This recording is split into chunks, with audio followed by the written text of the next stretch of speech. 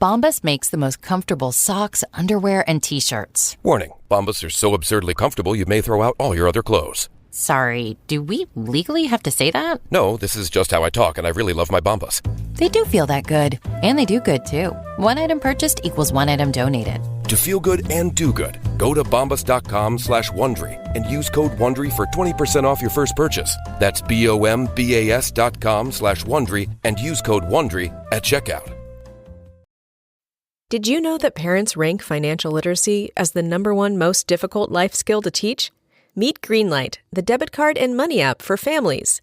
With Greenlight, you can send money to kids quickly, set up chores, automate allowance, and keep an eye on your kids' spending with real-time notifications. Kids learn to earn, save, and spend wisely, and parents can rest easy knowing their kids are learning about money with guardrails in place.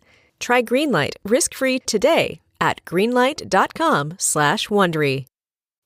The amazing Kate Casey. Welcome back for another episode of Reality Life with Kate Casey, and welcome back for this Saturday series episode. Wild Wild Country is a 2018 Netflix documentary series that explores the controversial story of the Indian guru Bhagwan Rajneesh, also known as Osho, his personal secretary Ma Anand Sheela, and the community of followers who built a utopian city called Rajneeshpuram in rural Oregon during the 1980s. This is a story that fascinated me, and the documentary series is one I recommend often. You can go back and listen to my interview with the directors. Bhagwan was an Indian spiritual teacher, mystic, and controversial guru whose teachings gained a global following, especially during the 1970s and 80s. His teachings emphasized individual freedom, meditation, love, awareness, and celebration of life. He was critical of organized religion, traditional morality, and political ideologies. He was the first guru that melded Eastern mysticism and Western psychotherapy and capitalism. In 1981, Osho's followers purchased a large ranch in Wasco County, Oregon, and began building a self-sufficient city, which quickly caused friction with local residents and authorities. Ma Anand Sheela was the spokesperson and de facto leader of the community, and she became a central figure in the mounting tensions between the Rajneeshis and the locals. Some of the escalating factors in the conflict originated by the Rajneeshis included immigration fraud, wiretapping, and also the largest bioterror attack in U.S. history, when salmonella was spread in local salad bars to sway a county election. So eventually, Sheela and the others were arrested and Osho was deported. Rajneeshpuram dissolved. My guest today is Sarito Carroll, an author and a former member of the Osho Rajneesh movement. Born in 1969, she was brought to India at age 9 by her mother, who had become a disciple of Bhagwan. What was intended as a brief visit turned into a permanent stay when her mother decided to join the ashram. At 12, Sarito moved to Oregon, becoming one of the first settlers at Rajneeshpuram. In this episode, she details her journey through the movement, the trauma that she endured, and her path to healing.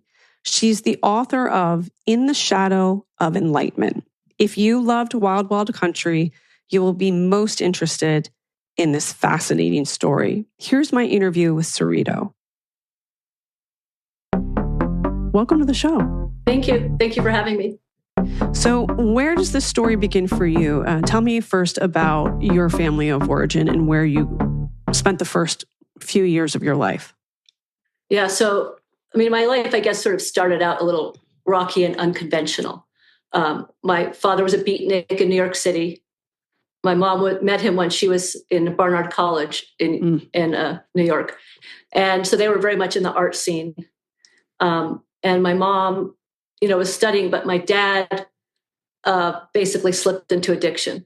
So he was a heroin addict, amongst other things.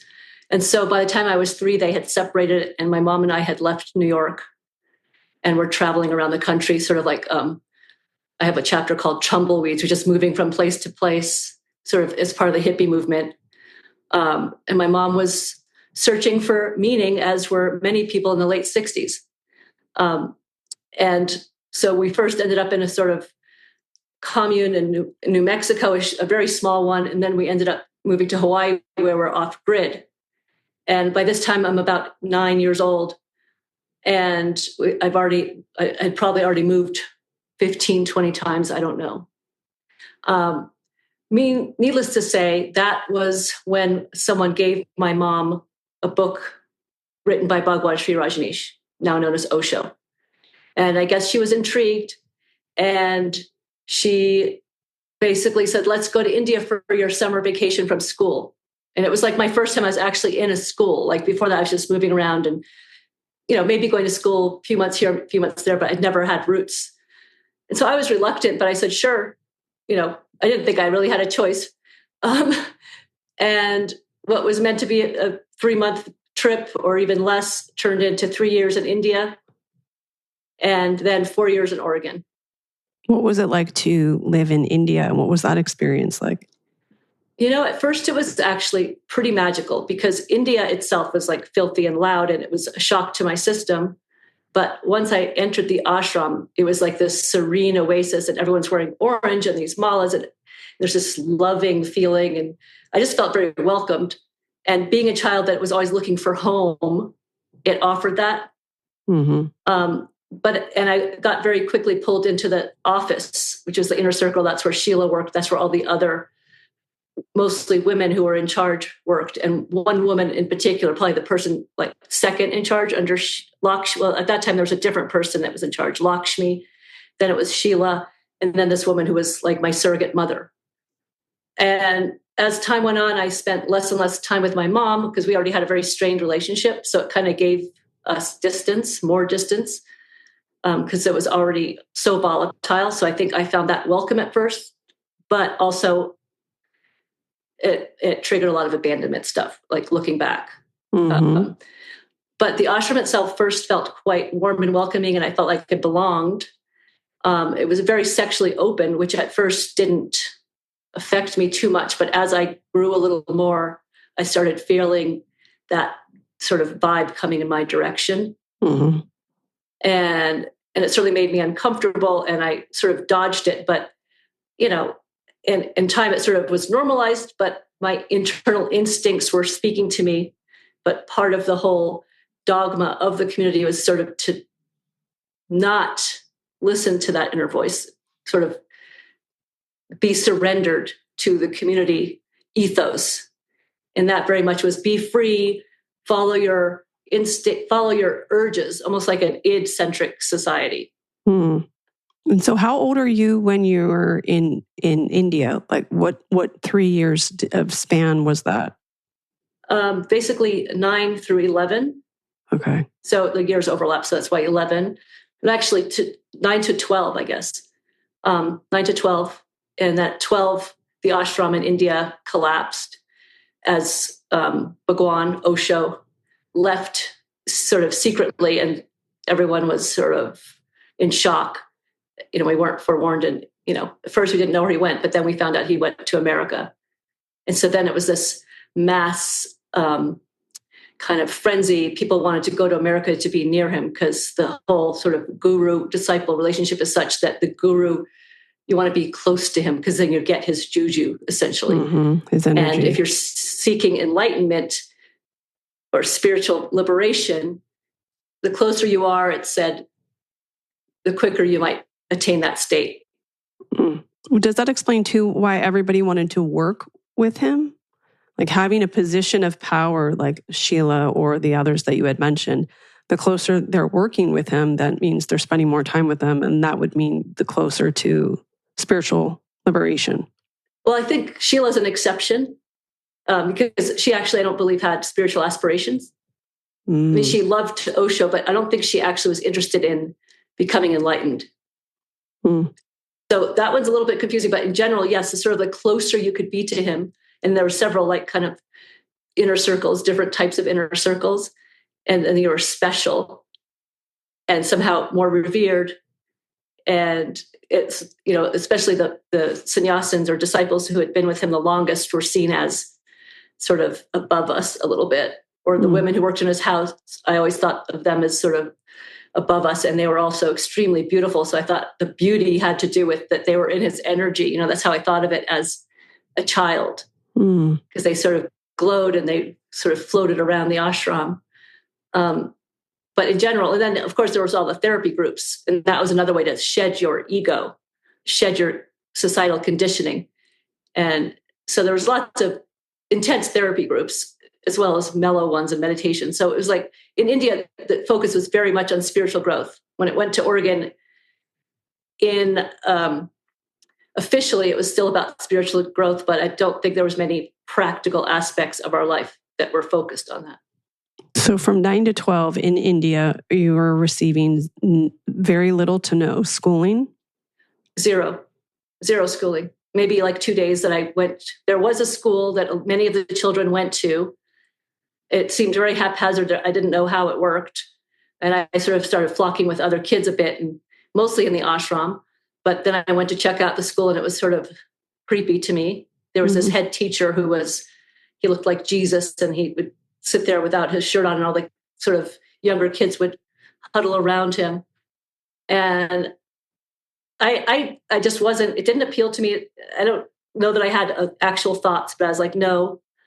And no one said I had to go to school. And meanwhile, I had been pulled into that office environment. And so all the women there loved me, and I was a sassy kid, and I just run around, and I was given the job of delivering messages.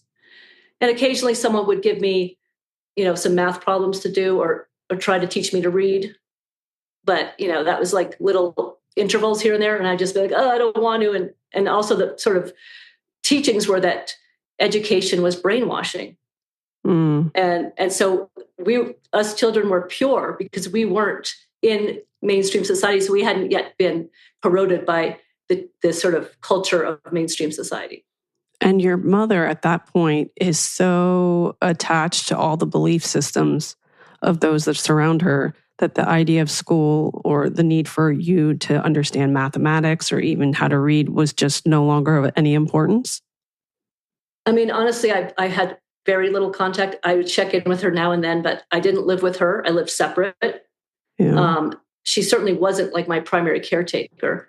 And I think that she did believe the teachings or, just fit in with the status quo, which was that the children had freedom, give them freedom to blossom, so to speak.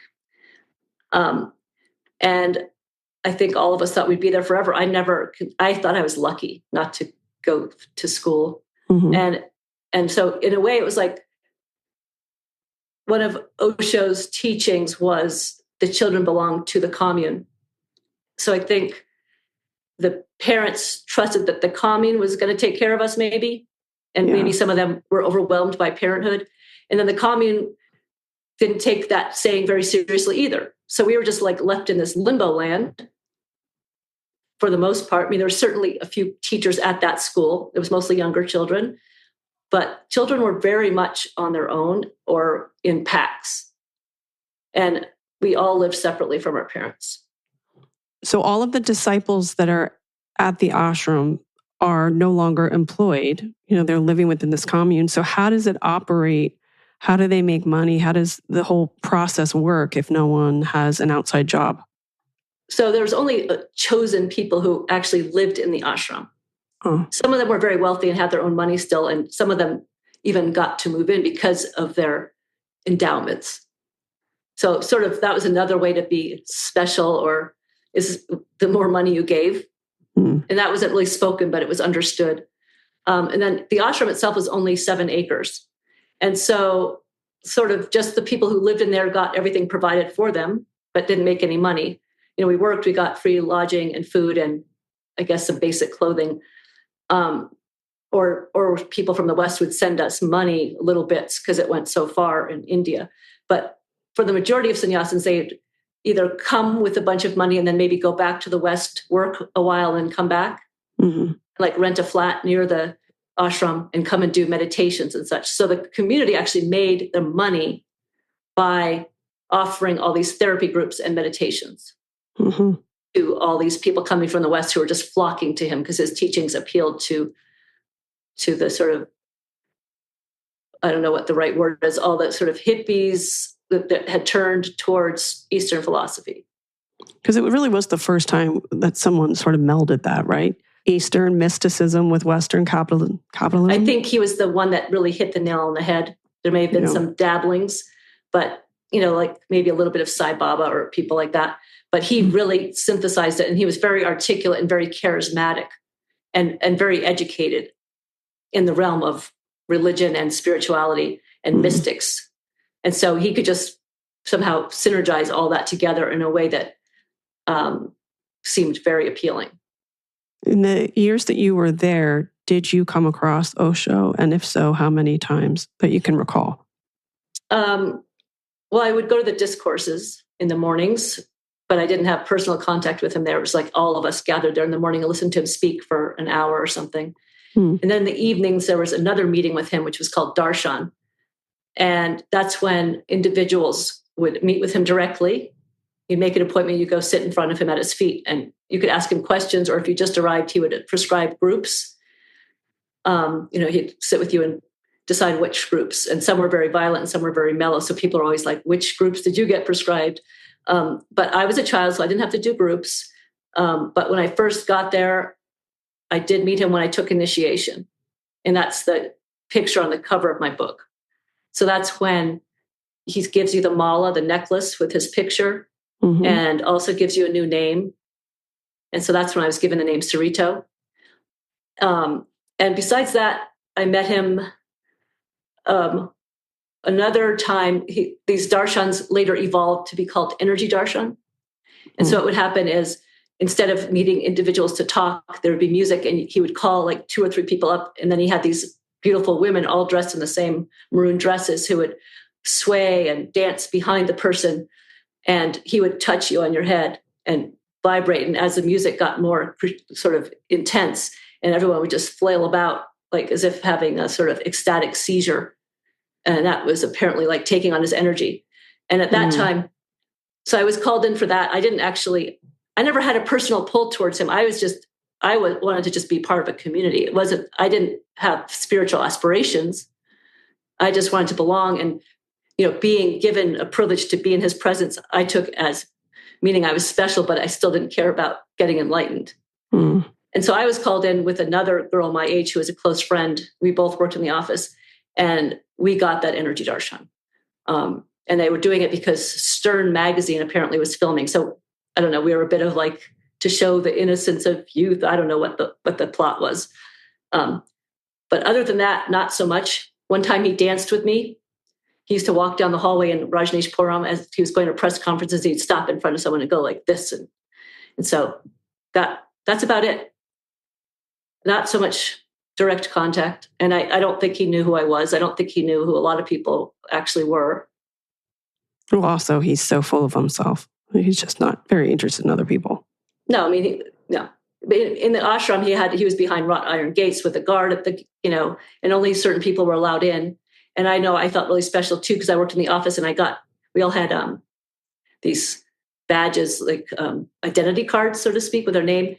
And I knew all these weird secrets, but the color of the picture, the background determined what your access was. And so I got the green background, which meant I could go into his house. And so I was like, wow, I've really arrived, Yeah. But I never ran into him in the halls. But he was very much like cloistered away, and the same in Oregon. And it almost made it like people wanted to be with him more because he was so unavailable. Oh, I'm sure. That would make total sense. For the relatives and friends that you had before you went to India, were they surprised by the name change? And what was your original name? My original name was Jennifer. And given my history before, I actually changed my name multiple times as a child because I was very angry and rebellious, because I think I felt so uprooted, and my mom was so much on her path, and I just felt like I was in the way, and it's a very complicated relationship. So I had always changed my name. I went by Clementine, not Clementine, but Clementine. I went by Joy. I went by all these different names I'd give myself. And so I never took Jennifer back, although I kind of wish I did. I just never felt like it was quite my name either. But as far as people's reactions, there wasn't much. My mom was already estranged from her family. So we were already, way on the fringe, living off grid in Hawaii, growing all of our own food, and so there was no contact there. I didn't know anybody like that. And other than that, I had been moving so much that I never really made friends, or I did and I left. And then the people I was closest to in Hawaii ended up coming to join the commune as well. Wow. So tell me about the transition from India to Oregon.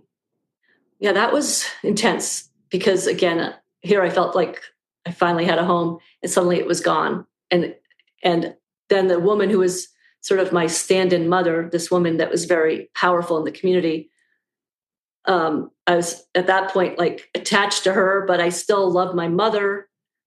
And that woman said, well, you can just stay here with me. I can adopt you. And that just like hurt my heart. So I felt like I was in this very complicated situation for me emotionally, right? Because I still had my bond with my mother as challenging as it was. So I ended up leaving with my mother and we went back to Hawaii, and all I could think of is, when can I be back in the commune, and where is it going to be, and is it going to happen? So I was quite distressed. And also being with my mom after not really spending time with her for 3 years was, an adjustment. But that didn't last long. Within a few weeks, I got Sheila's phone number in New Jersey. And I called her and I said, I want to come there to New Jersey. And she's like, well, we're full here, but we just bought the Big Muddy Ranch in Central Oregon. And a few people have already gone there. So as soon as you have enough money for a ticket, you can go there too. So within days, I got the money. I don't remember how. We were so broke. And so I asked about my mom. They said, you can come ahead of her because, once she has money, then she can come. So I went there on my own at 12 years old.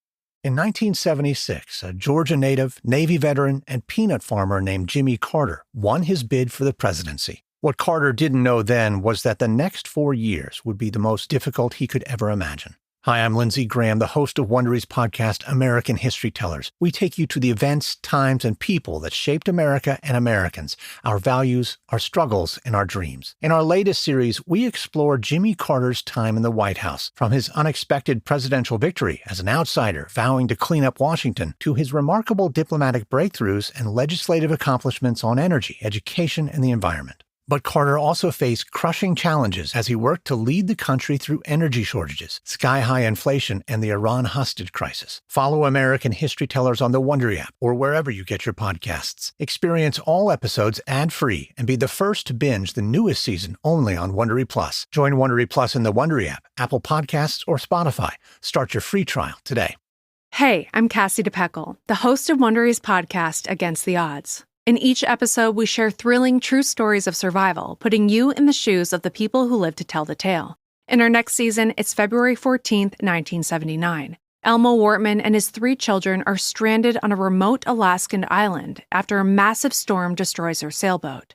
Miles from help, they have to face the brutal cold with barely any food, only a sail for shelter, and a leaky plastic dinghy. Desperate to survive, they build a raft and try to reach safety. But as starvation and frostbite take hold and days stretch into weeks, their endurance is pushed to the limit. Follow Against the Odds wherever you get your podcasts. You can listen ad-free on the Amazon Music or Wondery app.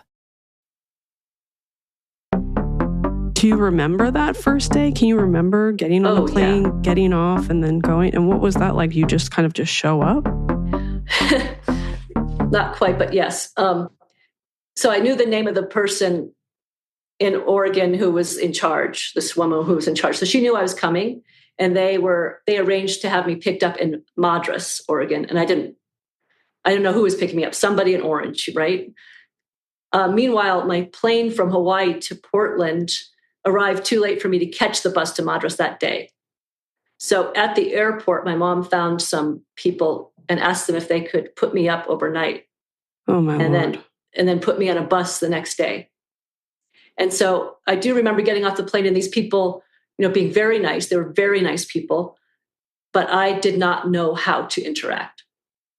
I had been in this commune for years. And also I was always of the belief that straight people were, they missed the point. They were, not worth our time. They weren't evolved. So you were probably very dismissive to them. I don't think I was dismissive. I think I actually remember just feeling like undeserving of their kindness. That's mostly what I felt. And so awkward. Like I remember just feeling terribly awkward and wanting to be as small as I could to not be a burden on them. Mm. And I think this being a burden theme has been huge for me throughout my life. Mm-hmm. Anyway, they were very kind. They, let me sleep in their den in the morning, took me to the bus. So then I'm just riding on this bus alone with my Walkman, looking out the window, and the scenery's changing. And next thing you know, we're in the middle of this vast open plains, the high plains of Central Oregon. We pull up in Madras. I get off the bus in my orange dress, the necklace, and like my crazy frizzy hair. And first there's no one there. And then a boy younger than me came out and introduced himself. He was the son of the woman in charge, and he was the only other sannyas kid already at the ranch. So he had come up to Madras with Glenda Harvey and her two daughters, Becky and Kim. And so the Harveys were the ranch. Bob Harvey was the ranch foreman who had stayed on after the ranch was purchased. So they picked me up, and then we drove down to the ranch. And it was just this long drive of not much, just beautiful, like vast scenery. And then I arrived there, and there was about 30 other people at that time. I was the 32nd person to arrive on the Big Muddy Ranch. And what year would that have been? That was in 1981. 1981. Like the summer of 1981. Mm-hmm. Yeah. I'm just trying to imagine a young girl at that age, and you have your own insecurities, and you're just trying to figure out some sort of a semblance of who you are, and you're surrounded by people that are teaching you that you belong to the commune, you belong to the community, that you should, as you mentioned, not focus on your own, intuition or your own feelings, that it's like liberation, freedom, and to act like an adult when you're still very much a child. I've been that parentified child was very much, and I was the epitome of it. Like even amongst the children, because I was always in that office inner circle, like I was really well behaved, and people always commended me for my maturity. Mm-hmm. And so in a way I had little bits of childhood, but mostly not. So you even now, can you look back and think of yourself as a small child, or do you always think back to yourself as basically an adult?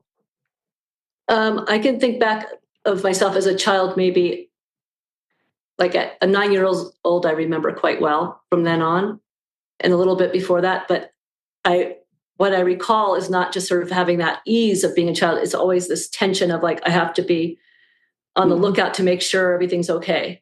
Right. So there wasn't that carefree nature of childhood.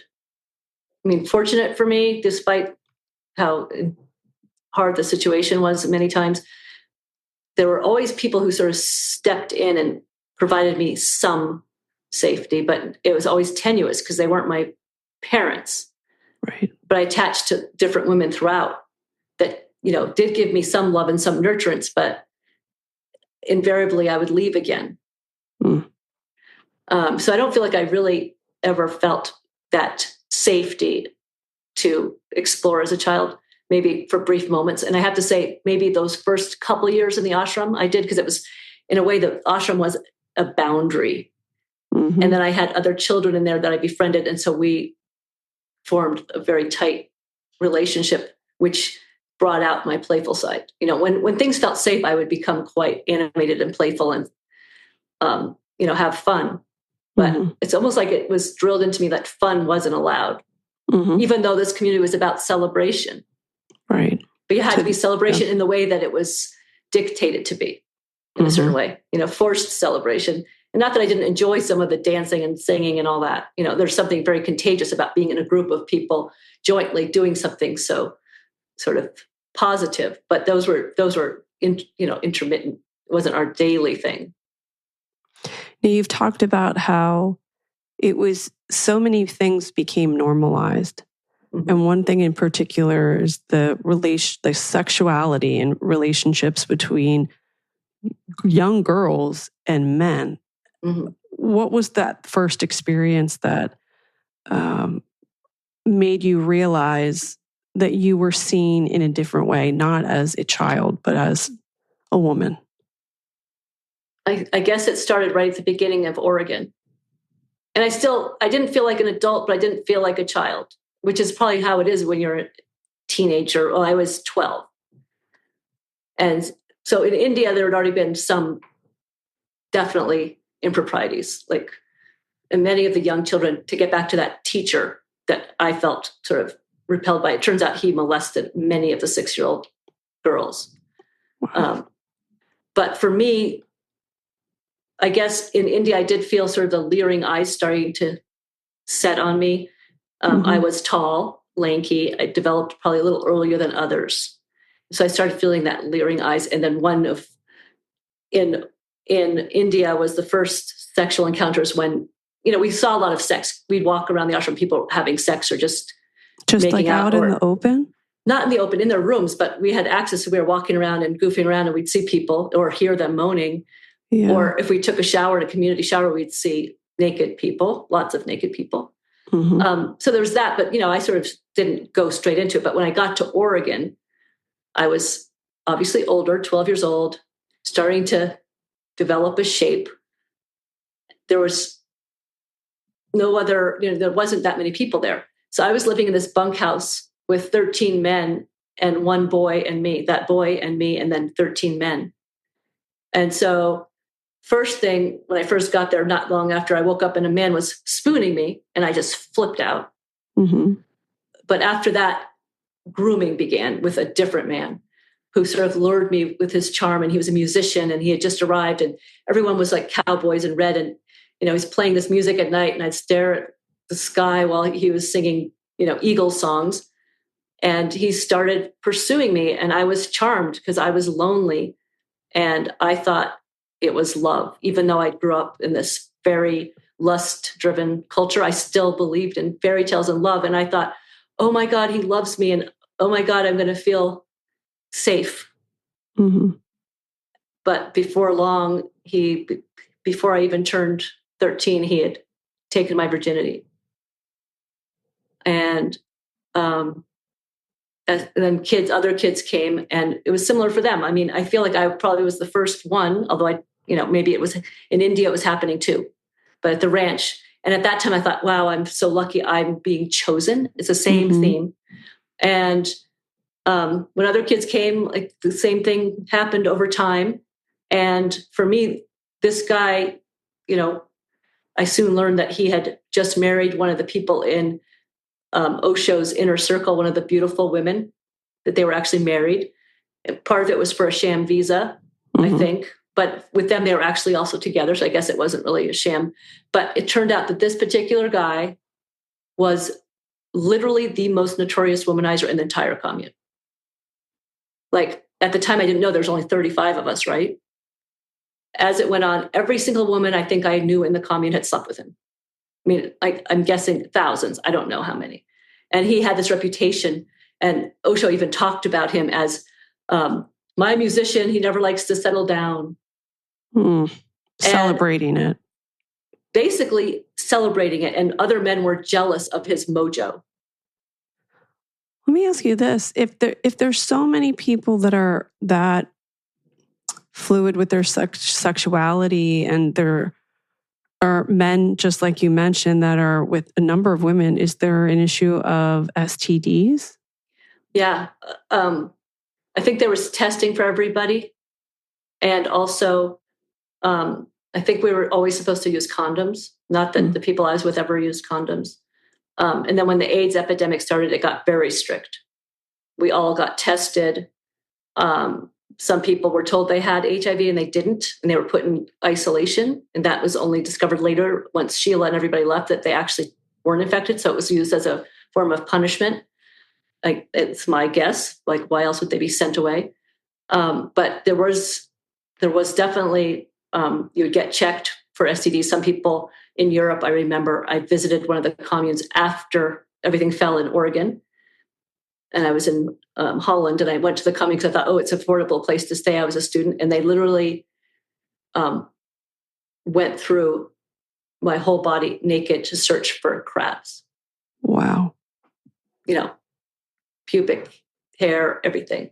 I was so humiliated. But needless to say, I think there was thorough testing for that, and people were sequestered from having sex with the general population when they first arrived. So there was this whole bead system that was used.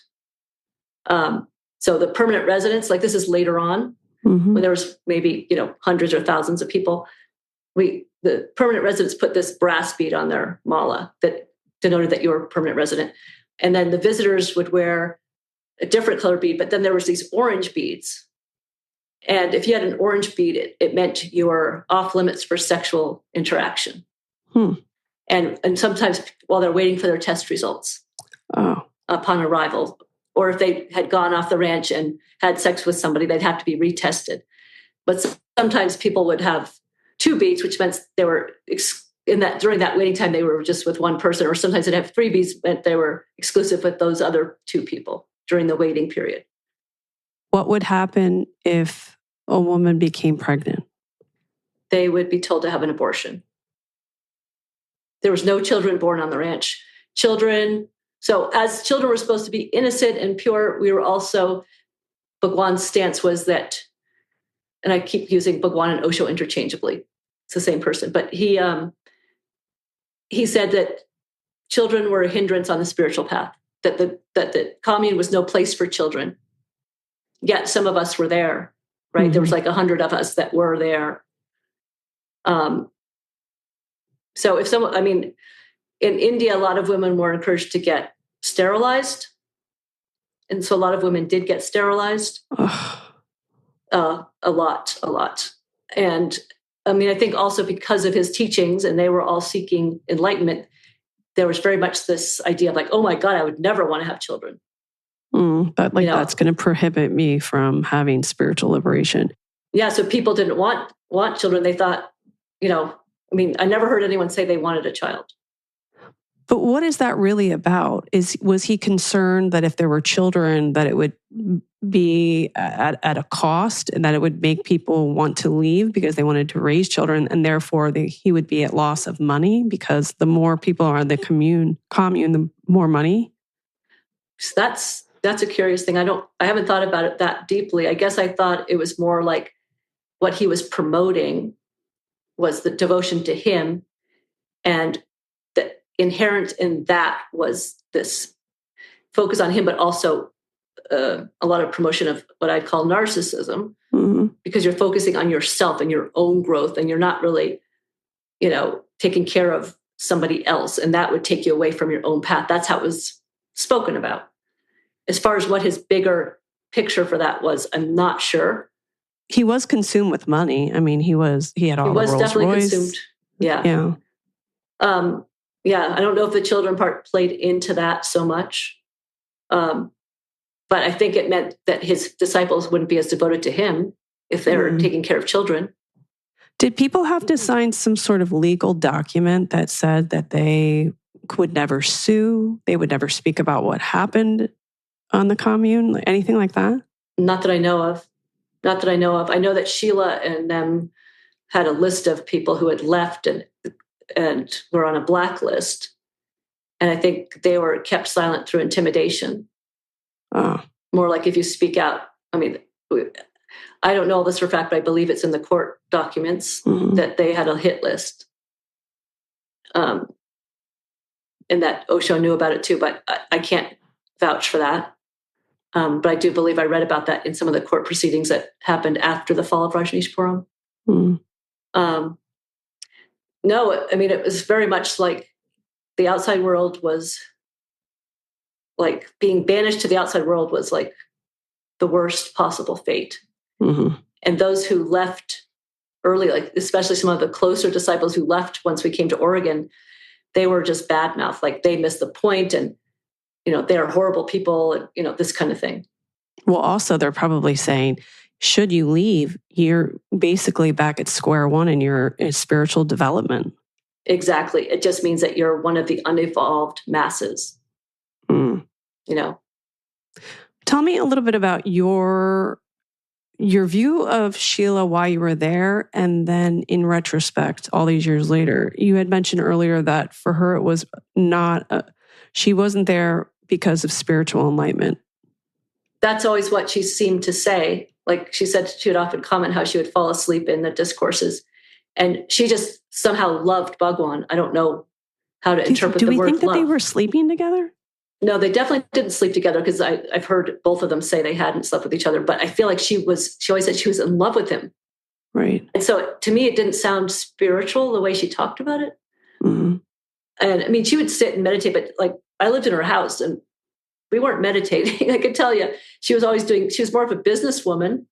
And I don't know if she was romantically in love with him or not, but that's the sense I got. Like she would do anything. She was 100% devoted to him. 100%. Was she in a sexual relationship with anybody that you knew of? Yeah. I mean, first she was married to an American back in India, and he died of lymphoma, I believe. And that was definitely like a legit marriage. They met in college. They were very much in love. He died. Then right at the beginning of the ranch, she was married to this guy named Jayananda. He was in Wild Wild Country briefly. And I don't know what their sex life was, but they were married and he lived in the same house. And so I know of a couple lovers that she had, but the last marriage she had, and I don't think she was actually divorced from Jayananda yet. I think it was to a Swiss man, and that puzzled me because the Swiss man happened to be gay. Oh, okay. And I knew that at the time, but Osho was very anti-gay. He often spoke about how being gay was something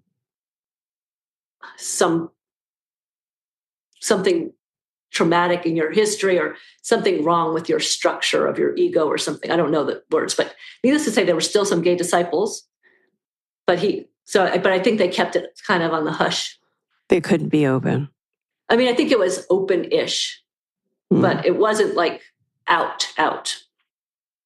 But I knew that he was gay and that she married him. And it turns out that he was Swiss, and then she fled and provided safety to her. Yeah. And they didn't have an extradition treaty at the time with America.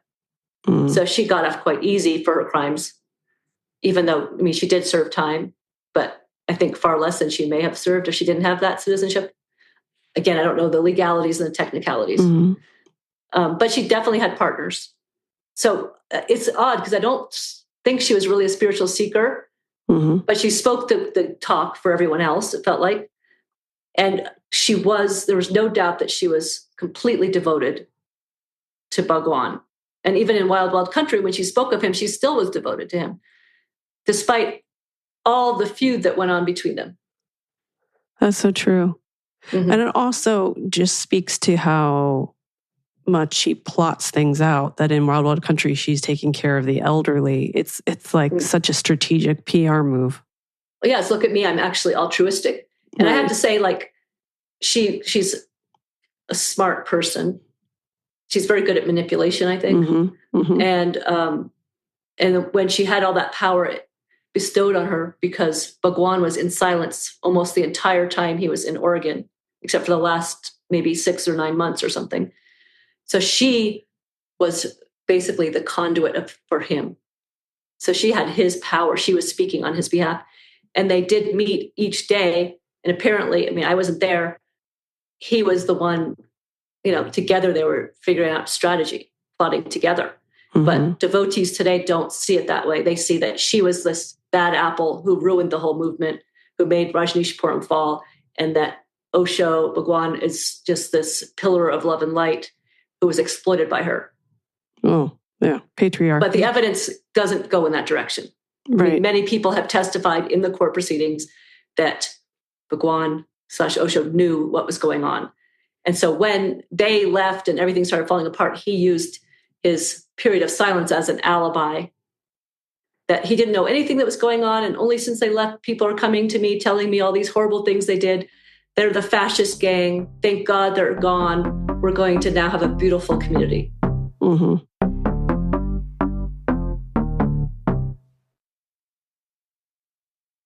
Lamont Jones's world is shattered when his cousin dies in custody just weeks after entering prison. The official report says natural causes, but bruises and missing teeth tell a different story. From Wondery comes Death County, PA, a chilling true story of corruption and cover-ups that begins as one man's search for answers, but soon reveals a disturbing pattern. Lamont's cousin's death is just one of many, and powerful forces are working to keep the truth buried. With never-before-heard interviews and shocking revelations, Death County, PA pulls back the curtain on one of America's darkest institutional secrets.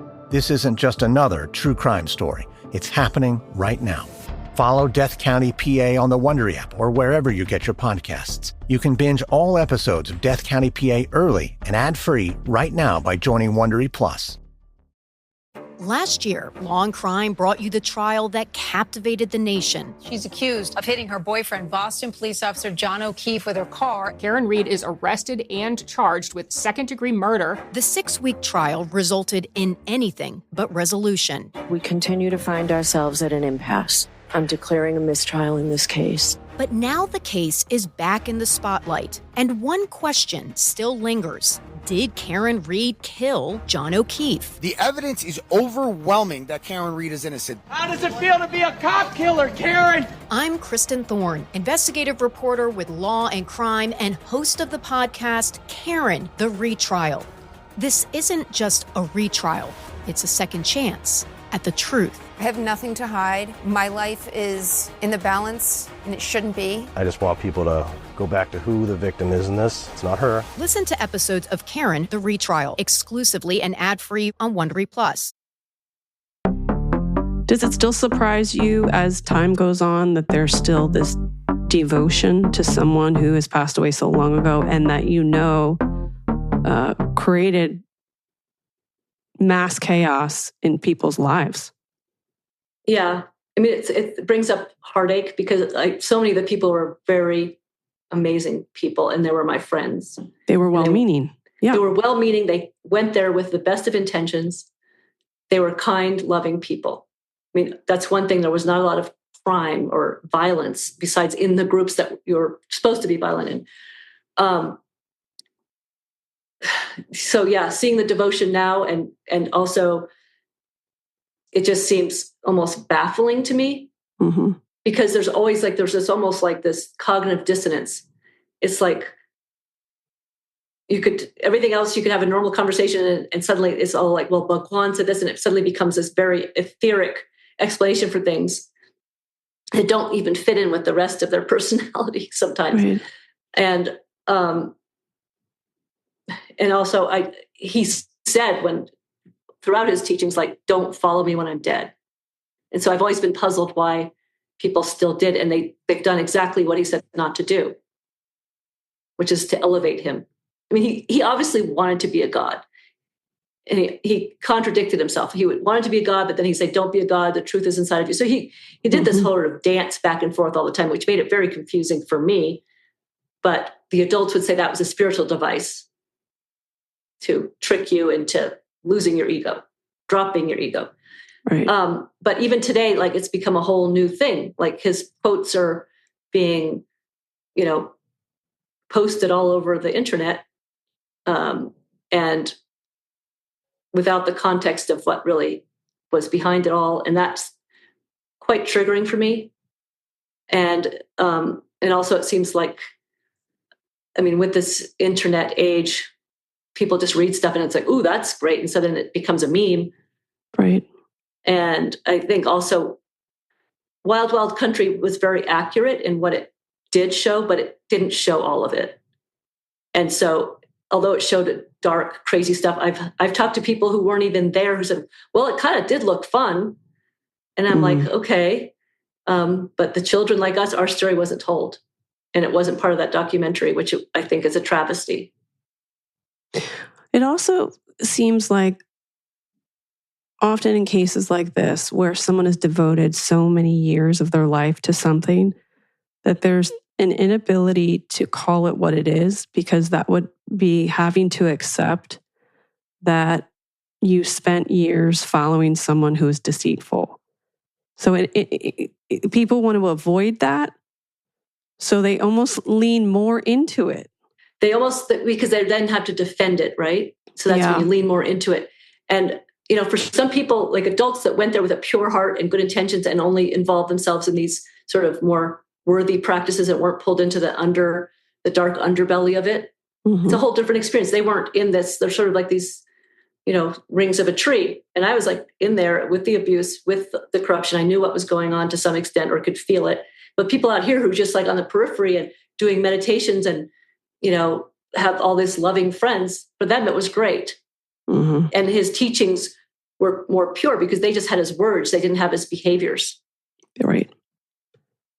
So for them, it's like, well, I had a good time. And I'm like, well, that's missing the point, because you need to look at the core, because the core is actually where the truth lies. And just because you had a good time, that's in a way spiritual bypassing what happened to people like me. Right. So it's invalidating my experience and saying, well, okay, these people didn't abuse me, so it's fine. Even though the culture promoted this sort of free love that then sort of tilled the soil for abuse. That's also so selfish to say something didn't happen to me, therefore it did not exist. That's such a selfish notion. The whole idea of spirituality, I think, is to open oneself to other people and experiences. So it actually is counterintuitive. Well, that's been the biggest challenge. It's spiritual bypassing. And it's also the other way it comes through is, well, you missed the point. It's 40 years ago. You should drop it.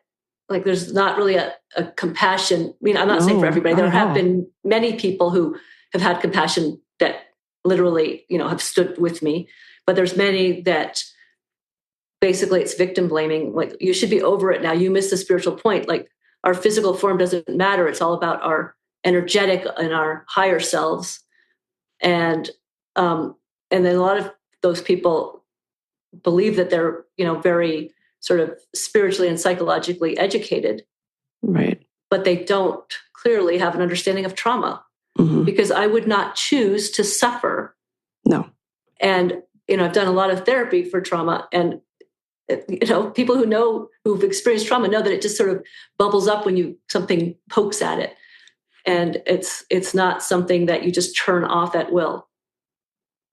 When you watched Wild Wild Country, you had just said that you felt it very factual, but they missed out on things. What are some of the things that frustrated you, or you wish that they would have highlighted? Well, I think it was a perfectly good piece, but it wasn't investigative so much. They took footage that had been archived by lots of places in Oregon. And that was great to have all that footage. And then they went back and interviewed the people, some of the key people that were big in Rajneeshpuram. But it didn't go in and since they weren't there at the time, they came to this, 35 years later. Right. They didn't have the opportunity to go to the community and investigate. And they didn't sort of, I guess my biggest issue was that they didn't sort of go, oh, where were the children? What was their story? Like, I wish someone had even, like, it almost felt like we just didn't exist. We weren't even in there. And it wasn't even brought up as a question to maybe explore later, right? And so that was part of what, I've been wanting to write my book since I was in college. But, shame and, lack of time and any kind of excuse I could make to not do it, kept stopping me. And when Wild Wild Country came out, and that coupled with me, like, finally wanting to confront that main perpetrator, the first guy, prompted me to write my book, to tell that untold part of the story. Well, the first part of this that is so frustrating is it sounds like there was a total control of women. To have women be sterilized, to force them to have abortions is abhorrent. And it's abhorrent, yeah. And then you're a child and there's this sexual culture, and no one is respecting you and the trauma that came after it. Mm-hmm. And then I think about how this may have come out, and then people may have been dismissive, as you just said. Well, that looks fun. Mm-hmm. Did it feel like you were being re-traumatized when that happened? Yeah, I mean, those kind of comments I'd been putting up with my whole life, just these sort of, and that's partly why I think I tiptoed around speaking out earlier, is because of all the backlash, which was indeed re-traumatizing. Yeah. But at some point, I guess in my mid-30s, it's sort of like all the trauma just came spewing up. Like I thought I had it all together and I thought I was over it. And certain events in my life just re-triggered me to the point that I didn't have a choice but to deal with it, because it was either deal with it or kind of go in a downward spiral into who knows what. But yes, so there's been a lot of that kind of dismissal, and that's probably partly why I stayed silent. And ultimately, it's what led to so much rage that I decided not to stay silent. So what was the first moment where you felt like you were taking your power back?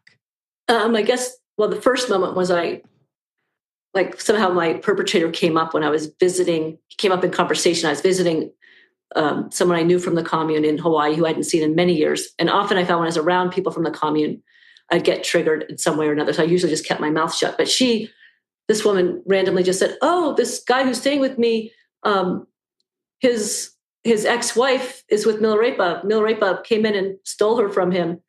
And I told him that you were with him too." And I literally, my whole body just went into like contraction.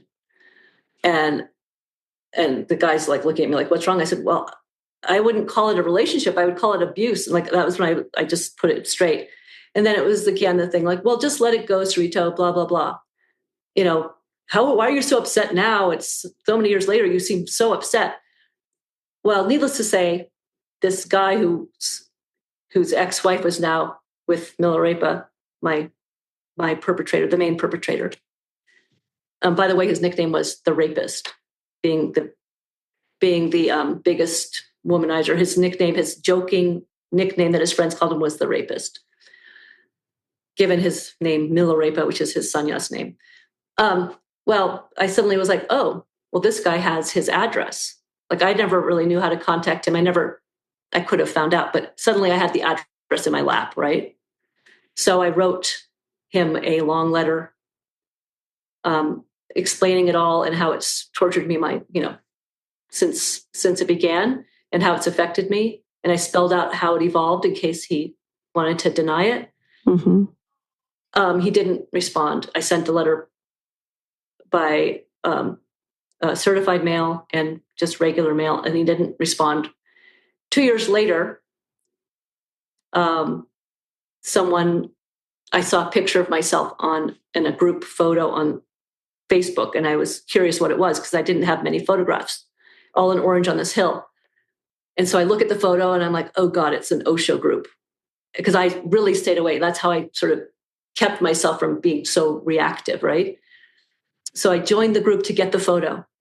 And just happenstance, I see a post. Someone's asking about the abuse of the children and why hasn't it ever been spoken of. Wow. And in that thread, some of my peers were basically saying, "Oh yeah, I was having sex, but it was fine for me. I felt like I had so much freedom." And I just started to feel my body tense. I was going to lose it. And I was so scared to name names because this is a community where gossip spreads quickly. I could have been, cornered or harassed, who knows what. So I didn't dare name anybody, but I did then write. That was the first time I felt like I took back my power. I said, "There was abuse. It was disgusting. I know you guys may think it was all part of the spiritual journey, but you're dead wrong." So that was the first time, not naming anybody. Then that whole thread, it started to evolve. And then the people who had that group tried to push it down again. "You all should go to a private secret group to process your trauma. We want our group to be restored to talking about our good times and love and light in the community." So it was a suppression kind of thing. Meanwhile, some of my other peers started speaking up too about their abuse. And at that time, I actually did want to go public, but no one would stand with me, and I was too shaky. And so it went a couple more years. And then one of the girls who I had been trying to get to come out with me finally said, I'm doing it. And then she just decided to post names. And then that same time, we both posted names in these private groups. Mm-hmm. And that's when there was this huge upsurgence. And a lot of people apologized, but that was it. And then it was like, well, we want to go back to our love and light. And, that was your experience. And I had my experience. And I still feel like there should be a lot more accountability than just, I'm sorry. I feel like the people of the community firstly should pressure the perpetrators to, pay damages or go to sex addiction therapy or, various things. And I also believe that the community, which was an organization, should pay damages to all the children, because I'm certainly not the only one who was abused or neglected or has had trauma. But the organization denies any involvement because they're not. There's legal entities and they've changed names, and so I feel like the best thing I can do is speak up about it, basically. How has this shifted your feelings about spirituality? Spirituality has been so tough for me because when everything gets so tough, when you're dealing with an intense situation, it's when you want to find some spiritual grounding. And for me, spirituality was so tainted because it was so hypocritical. What I experienced was so hypocritical. But what I've found, especially through writing the book, is sort of like I am allowed to still be a spiritual being. I just have to find my way, and it's not going to be following anybody. It's just going to be my own personal journey, and just choosing almost to believe in grace or in the goodness of people, in the goodness of the world, in nature. Like it has to stay very simple, but I do find great comfort in those things, like appreciating the grace that comes into my life. That makes a lot of sense. Where do you find yourself in life now? Are you able to talk to people that were there at the same time? And how has your life completely changed because of what you experienced? Well, now it's like I have to say I'm in touch with a few people still from the commune who support me and probably are disillusioned from the movement like I am. I feel like the people who are still devoted, I have a really hard time. And a lot of them have sort of stopped talking to me since I've written my book. I'm sure. So there's some heartbreak. But at the same time, I feel quite liberated to finally speak out because I've been carrying this load for 40 years. For sure. Yeah. And what does your life look like now? Well, it feels like I have an acupuncture practice. I'm self-employed. I work. I'm a very functional. I'm a real estate agent. I'm a healer. I'm active and functional, and I do the best I can I still do therapy every week. I have done for 30 years. And it feels like the touchstone I need to stay sane.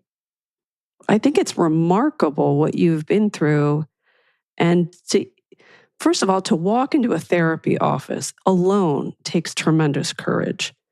But to be public with a story and to put together a book, that is awe-inspiring. And I hope that you know that people are going to be really inspired by your strength, because in everybody's life, you have to take the first step forward to walk out of pain.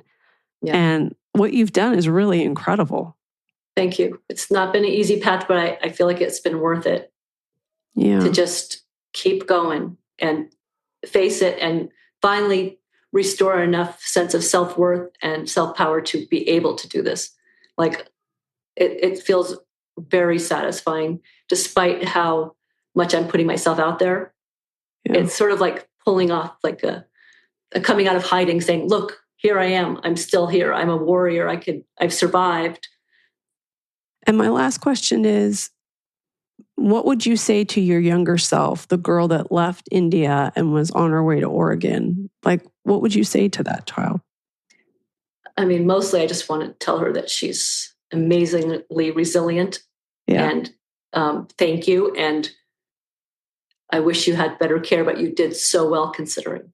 Yeah. Yeah. That's beautiful. Well, where can people find you and where can they get your book? Yeah. So here, I'll show you a picture of the book. It's called In the Shadow of Enlightenment, A Girl's Journey Through the Osho Rajneesh Cult.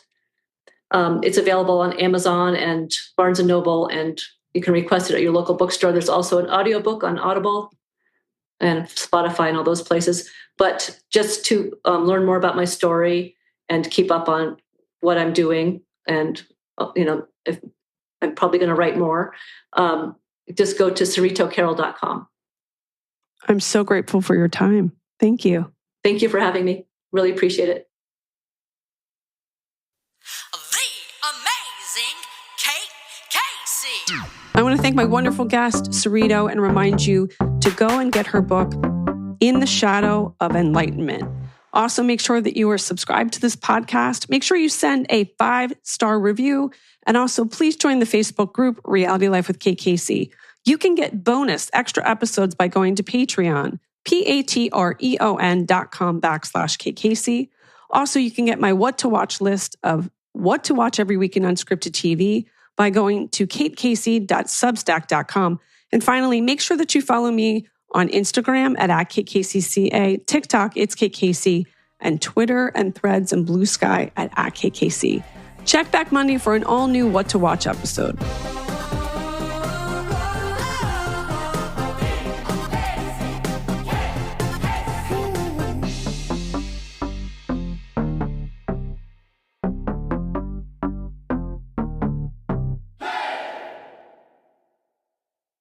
As a contractor for the NSA, Edward Snowden had access to a range of top-secret government programs. But as he learned more about these clandestine operations, he came to understand a devastating secret. The government was conducting mass surveillance on its own citizens. Hi, I'm Lindsey Graham, the host of Wondery's show, American Scandal. We bring to life some of the biggest controversies in U.S. history: presidential lies, environmental disasters, corporate fraud. In our latest series, whistleblower Edward Snowden changes the national conversation about privacy on the internet as he risks his own freedom and his family's well-being. Follow American Scandal on the Wondery app or wherever you get your podcasts. Listen to all episodes ad-free and be the first to binge the newest season only on Wondery Plus. You can join Wondery Plus in the Wondery app, Apple Podcasts, or Spotify. Start your free trial today.